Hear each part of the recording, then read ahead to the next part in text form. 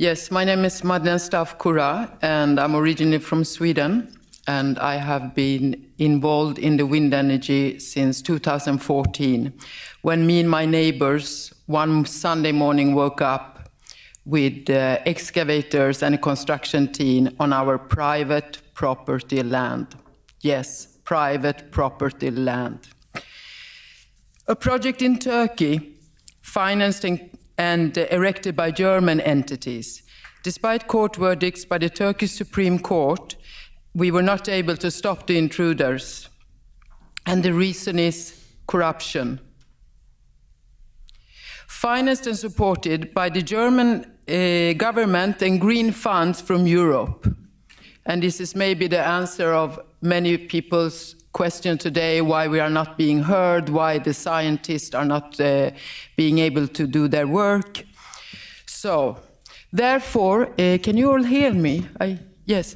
Therefore, I'm now very grateful to Mr. Johan Nissinen and Mr. Robert Roos for having the courage to organize this seminar. And I say courage because this is a part of the Green Deal and clearly an organized pattern of the big wind. With this collusion, with an establishment supported with tax money, feeding connivance and corruption, not only within the European Union, but also around the world, wherever they are operating. And this is a true crime to the environment, it is a true crime to the people, and it is a true crime to the next generations. So please hear me clearly, because no matter what you have been told, it is a fact that the wind energy doesn't deliver if there is no wind. It is a fact. And it also needs, as we have heard here today, a very expensive backup system working 24/7. So we need two systems as well. And it is a fact, we don't save the climate by destroying our nature.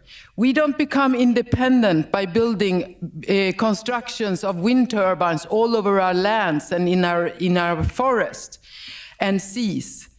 And we don't become a decent law-abiding state by misusing citizens' tax money.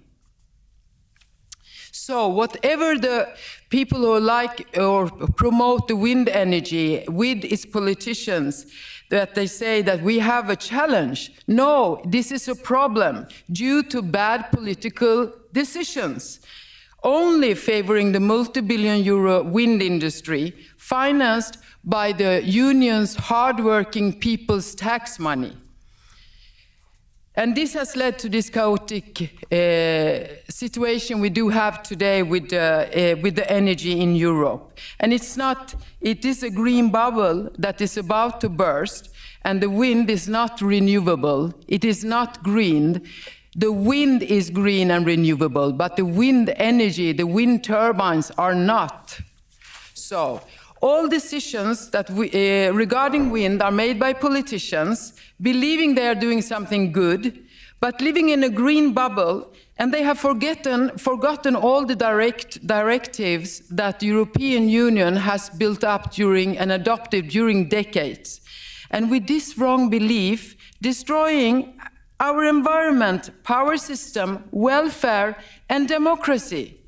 So they need to take off the green glasses, it needs to be removed, and with common sense, remember the aim of the European Union, that this is a well-being of its citizens, peace and freedom, security and justice, as well as combat crime. So with this said, I wish that you all take one step forward. To the politicians, I ask you to take your responsibility and correct what has gone wrong. And even if it's in the 11th hour, we need a moratorium to rethink and to do good again. And to the journalists, I ask you to look into the abuse of power and connivance in order to reveal the fraud of the European tax money and corruption of the green funds.